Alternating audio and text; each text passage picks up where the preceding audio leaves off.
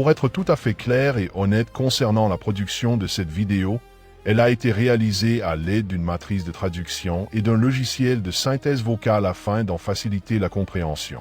Il ne s'agit absolument pas de ma voix et elle n'a en aucun cas pour but de tromper qui que ce soit quant à mes compétences en français.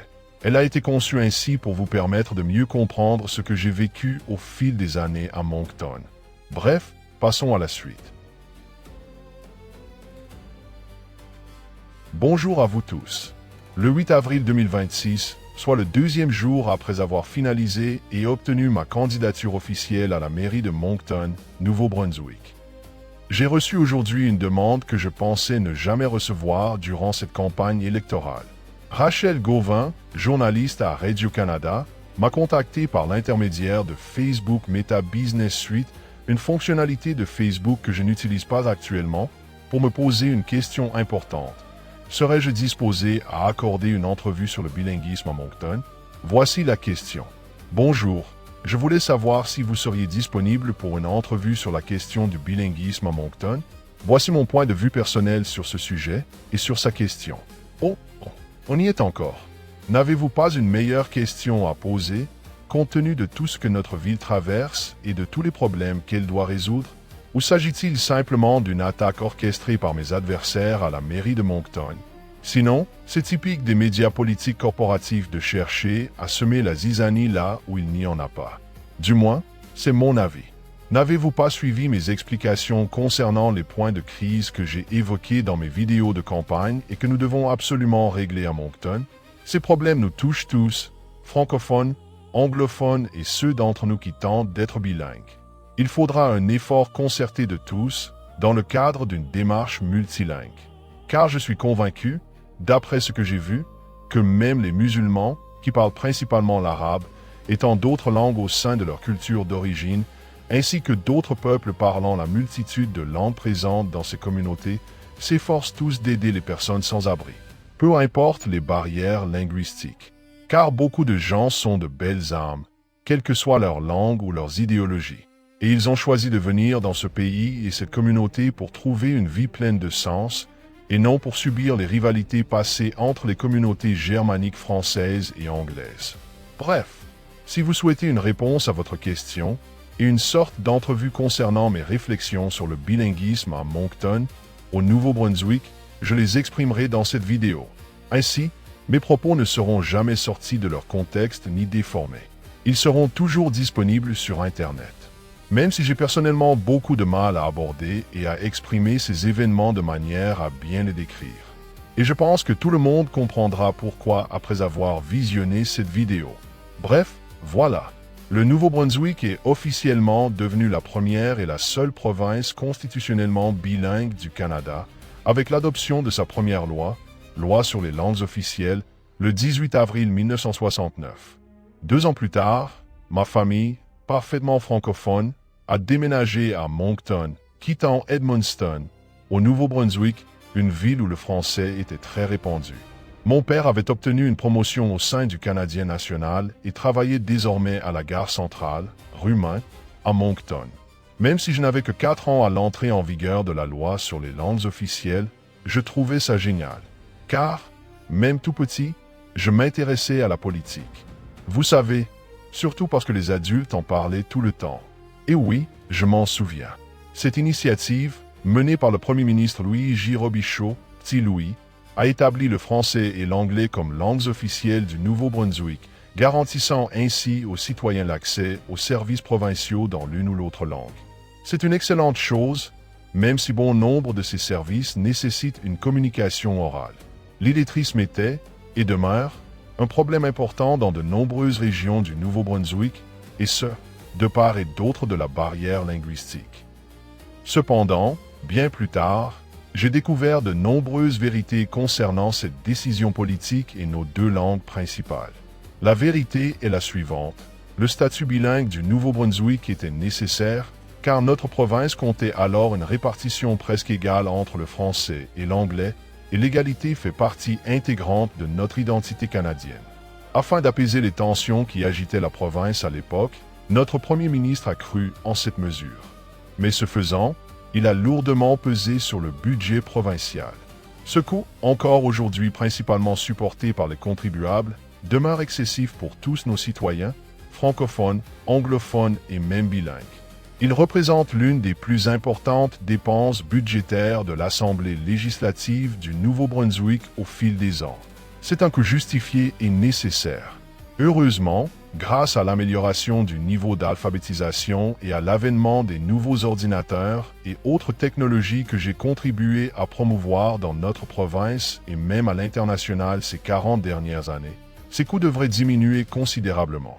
En effet, l'impression à la demande permet de réduire drastiquement les quantités de documents et de formulaires gouvernementaux imprimés auparavant. Concernant ce sujet, la ville de Moncton, au Nouveau-Brunswick, est devenue la première ville officiellement bilingue du Canada le 6 août 2002. Comme mentionné précédemment, le Nouveau-Brunswick est une province officiellement bilingue depuis 1969. La municipalité de Moncton a adopté à l'unanimité, en 2002, une résolution visant à se doter de sa propre politique linguistique officielle, sous l'impulsion du maire de l'époque, Brian Murphy. À mon avis, cette initiative semblait cacher des motivations cachées, car je crois qu'il s'agissait d'une manœuvre de l'ancien maire, celui-là même qui brigue un nouveau mandat à la mairie de Moncton en 2026. Après 6 ans à la mairie, il a démissionné en cours de mandat pour devenir député libéral au Parlement canadien, suite à la démission de Claudette Bradshaw, première ministre chargée des personnes sans abri et députée de Moncton, Riverview et Dieppe. Quoi qu'il en soit, je vous assure que, une fois élu, je m'engagerai pleinement à servir la population.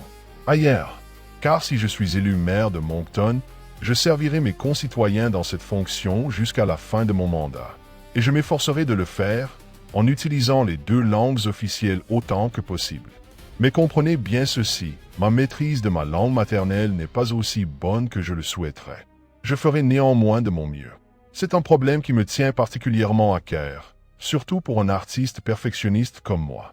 Quoi qu'il en soit, je crois, ou plutôt je perçois les choses différemment de la plupart des gens, et ce depuis toujours. Car je vois Brian Murphy agir ainsi pour inscrire son nom dans l'histoire, pour marquer l'histoire, et non pour aider qui que ce soit à Moncton. Il aurait tout aussi bien pu le faire pour aider ses nombreux amis, qui se trouvent être avocats. Car je suis certain que ce statut officiel de bilinguisme municipal a coûté cher à tous nos citoyens et a utilisé l'argent des contribuables. Cela inclut le coût de la rémunération de tous ceux qui ont été chargés de sa mise en œuvre, car ils reçoivent tous un salaire pour leurs efforts au sein du conseil municipal de Moncton. Et franchement, à quoi cela a-t-il servi? Rien n'a vraiment changé dans cette ville, et je le sais pertinemment, car je suis là depuis tout ce temps, travaillant bénévolement pour régler de nombreux problèmes que ces gens-là n'auraient jamais daigné prendre en charge. Notamment après mon échec aux élections législatives du Nouveau-Brunswick en 2014, lorsque je me présentais pour le Parti vert du Nouveau-Brunswick, l'année même où la circonscription de Moncton Centre a été redécoupée pour englober 2 anciennes circonscriptions. Je me suis donc retrouvé face à 2 députés sortants. Mais même après cela, j'ai continué à mener de nombreuses actions éco-responsables pour cette circonscription, et en fait pour tout le Nouveau-Brunswick. Et je suis certain que notre ancien premier ministre, Brian Gallant, pourrait en témoigner si besoin est. Bref, revenons à nos moutons. Moncton est, et a toujours été, une ville d'une province bilingue, avec une université française, un hôpital français et de nombreuses autres organisations francophones importantes et uniques en leur genre. Et c'est tout à fait normal. Il a fallu de nombreuses années aux francophones et aux anglophones pour commencer à résoudre leurs différends et apprendre à vivre ensemble, ou du moins à se tolérer. Mais ce fait soulève une autre question, souvent passée sous silence. Qu'en est-il de la langue anglaise et de sa protection? À mon sens, la véritable égalité l'exige. Et si personne ne la défend, alors la véritable égalité n'existe pas. C'est ce que je disais déjà au sujet de nos factures d'eau et d'égout. Riverview et Dieppe paient un tarif fixe, tandis que les citoyens de Moncton paient beaucoup plus cher pour leur consommation. Ce n'est ni juste ni équitable. Et c'est un fardeau excessif pour de nombreux propriétaires de Moncton, quelle que soit leur langue. L'obtention du statut provincial en 1969 rend toutes les villes du Nouveau-Brunswick bilingues, qu'elles le veuillent ou non. Cela inclut toutes les petites communautés de la province, majoritairement anglophones. Quel gaspillage d'argent que d'accorder ce statut à Moncton, puisqu'il l'avait déjà. Vous devriez tous savoir que Moncton connaissait déjà un problème d'itinérance en 2002. Certes, la situation n'était pas aussi critique qu'aujourd'hui, et la ville n'était pas gangrenée par la drogue, contrairement à nos rues et à nos concitoyens, abandonnés par de nombreux politiciens et entreprises. Ce problème d'itinérance remonte à l'époque où je travaillais au CHC, le premier refuge pour sans-abri de Moncton, à la fin des années 1970 et dans les années 1980. Et tous ces politiciens de 2002 n'ont rien fait pour remédier à cette situation, tout comme leurs prédécesseurs des années 1970 et 1980. En ce qui concerne mon niveau de français, je m'efforce de le parler de temps à autre, mais une pratique plus régulière me serait certainement bénéfique. Ma scolarité complète, jusqu'en 6e année, entièrement en français, limite ma compréhension et ma capacité à exprimer clairement mes idées et à proposer des solutions efficaces qui pourraient réellement aider nos communautés. Autrement dit, je serais bien incapable de débattre avec même la plupart des étudiants de l'Université de Moncton. Mais cela n'a pas vraiment d'importance, car mon cœur est français et nombre de mes manières viennent de ma langue maternelle. J'aime profondément ma famille et mes amis qui parlent et conversent en français tous les jours. C'est une langue si belle et si passionnée. Et pour être honnête, et souligner quelque chose que les gens remarquent lorsque je m'exprime dans l'une ou l'autre langue. Quand je parle, cela se voit sur mon visage. La passion que j'éprouve pour tout ce que je défends se lit sur mon visage. Il m'est même arrivé que l'on croie que j'étais en colère, car cela se voit. Même si ce n'est pas le cas, c'est l'impression que cela donne. Et il y a une raison importante à cela. Pendant mon enfance et ma scolarité, j'ai subi un harcèlement inimaginable, pas seulement verbal, mais aussi de graves violences physiques perpétrées par de grands groupes d'élèves, principalement francophones, simplement parce que j'ai un nom de famille irlandais. J'imagine qu'ils me prenaient pour un Anglais. Plus tard, j'ai subi le même sort de la part de nombreux élèves anglophones, simplement parce que je parlais français en leur présence. Disons-le clairement, c'était tellement insupportable pendant mes cours de français, ou plutôt à l'école, qu'un de mes professeurs voulait que je prononce mon nom, Geoffrey, à la française, comme Jofior.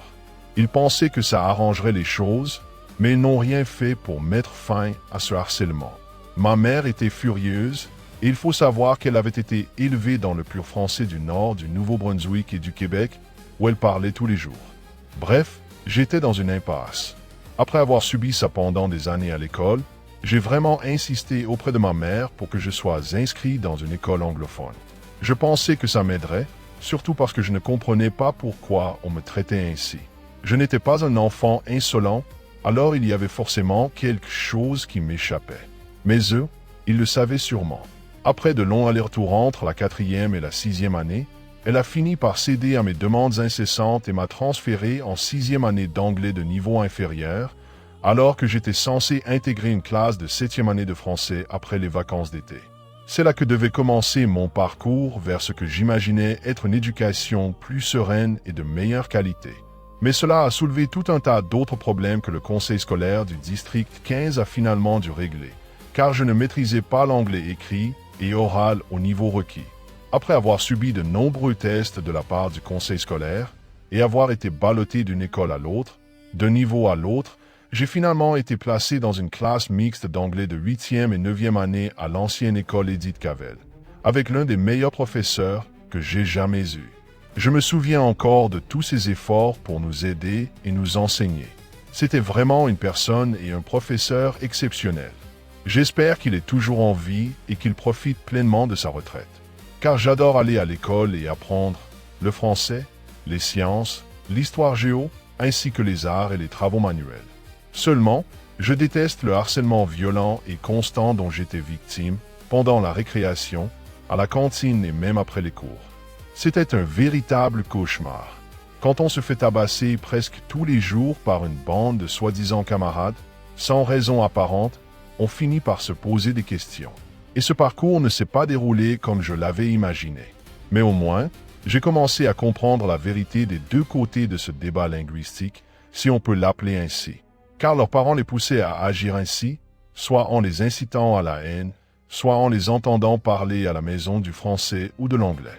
Finalement, Après des années à supporter tout cela, j'ai quitté l'école et pris mon indépendance à 13 ans, suite à un ultimatum de ma mère. Retourner à l'école, trouver un travail ou partir. Ce que j'ai fait, j'ai alors appris à me battre dans la rue, en affrontant des bandes de personnes odieuses. Et bien plus tard, j'ai appris à maîtriser la colère que je ressentais face à tout ce que j'avais enduré. Encore plus tard, j'ai même étudié les arts martiaux et leurs techniques pendant plus de 7 ans, après avoir traversé bien d'autres épreuves. Et croyez-moi, le harcèlement des autres a complètement cessé. Mais j'ai dû me reprendre en main, car je devenais précisément le genre de personne que je méprisais et avec qui je cherchais à me battre. Autrement dit, un tyran. Bref, il y a encore tellement d'autres choses à raconter sur ce qui s'est passé pendant toutes ces années que je pourrais écrire 1 ou 2 livres à ce sujet. Et peut-être qu'avec le temps, j'y arriverai. Après tout, je suis auteur et illustrateur publié maintenant que j'ai acquis une solide formation dans de nombreux domaines et que j'ai choisi les langues sur lesquelles me concentrer. Quoi qu'il en soit, il m'a fallu de nombreuses années pour me remettre de ce que j'ai vécu. Mais je n'ai jamais vraiment haï qui que ce soit pour la langue qu'ils parlaient, seulement pour la façon dont ils se comportaient les uns envers les autres. J'ai encore des difficultés à parler français, car je crois qu'on m'a conditionné à ne plus utiliser cette compétence. Mais je m'efforce petit à petit de surmonter cela. Et oui, j'en ai parlé à de vrais médecins. Et c'est ce qu'ils m'ont dit. J'ai donc vu et été témoin de la haine pure et simple des deux côtés. Et je pensais vraiment que notre société avait dépassé ses anciennes habitudes linguistiques. Mais apparemment non. En tout cas, en ce qui concerne le bilinguisme de Moncton et de ses habitants, je crois sincèrement que la langue est un choix que beaucoup font, et c'est une bonne chose. Et personne ne devrait être contraint de choisir ou de parler une langue qu'il ne maîtrise pas. Je comprends cependant que de nombreux parents souhaitent le meilleur pour l'avenir de leurs enfants. Apprendre 2 langues à son enfant n'est donc pas une mauvaise chose, c'est même un véritable atout à bien des égards, à condition que ses enfants n'aient pas à subir ce que j'ai vécu. Mais en réalité, ce n'est pas adapté à tout le monde, car certaines personnes ne maîtrisent qu'une seule langue. Selon moi, si l'on peut communiquer au moins dans l'une de ces langues, une véritable compréhension mutuelle est possible. Car nos outils de traduction se sont considérablement améliorés ces dernières décennies. Pour plus de clarté, il est essentiel que chacun comprenne ceci. La loi sur les langues officielles du Nouveau-Brunswick 2002, qui s'appuie sur la loi de 1969 et la Charte canadienne des droits et libertés, garantit l'égalité de statut du français et de l'anglais dans toutes les institutions gouvernementales, législatives et judiciaires provinciales. Elle exige l'offre active de services dans les 2 langues, protège les droits linguistiques du public et stipule que les services municipaux doivent respecter les normes de bilinguisme dans certaines régions. En effet, la loi sur les langues officielles du Nouveau-Brunswick de 1969 visait à permettre au gouvernement du Nouveau-Brunswick et aux instances municipales d'offrir les services dont tous les Néo-Brunswickois ont besoin dans la langue officielle de leur choix, soit le français, soit l'anglais. Elle n'a jamais eu pour but d'obliger tous les Néo-Brunswickois à maîtriser les 2 langues officielles, ni d'imposer aux petites entreprises privées ou aux organismes sans but lucratif, qu'ils soient financés en partie par le gouvernement ou non. Faire les mêmes choses, c'est une autre histoire. Et pour ce qui me concerne, bon nombre de nos anciens politiciens ont poussé ces idées beaucoup trop loin, y compris les 2 candidats à la mairie de Moncton. Car le véritable objectif de cette loi était de permettre à tous les organes de gouvernance du Nouveau-Brunswick de fournir les services justifiés et d'améliorer la vie de chacun, et certainement pas de la rendre plus difficile. De plus, ces politiciens qui militent aujourd'hui pour une application plus stricte de ces principes ont constaté que la loi n'a jamais été conçue pour cela, ni pour être appliquée. Il s'agit principalement d'organismes du secteur public et d'entreprises. C'est bien leur genre de tenter ce genre de choses, car ils n'ont aucun argument valable et ils essaient de détourner l'attention de ce fait. Et je le sais, car je les observe depuis un certain temps. Quoi qu'il en soit, j'espère que cela répond à votre question et rétablit la vérité, mais j'espère aussi que cela démontre aux citoyens de Moncton et des environs que les langues que l'on parle n'ont aucune importance. Si l'on est animé par la volonté, l'expérience et les solutions pour aider tous les membres de nos communautés, on peut accomplir de grandes choses dans sa vie et même aider les autres. Et nous pouvons faire tout cela dans une ville et une province reconnues comme bilingues. Pour moi, il est temps de passer à l'action. Franchement, Jeffrey McCloskey, votre candidat à la mairie de Moncton en 2026.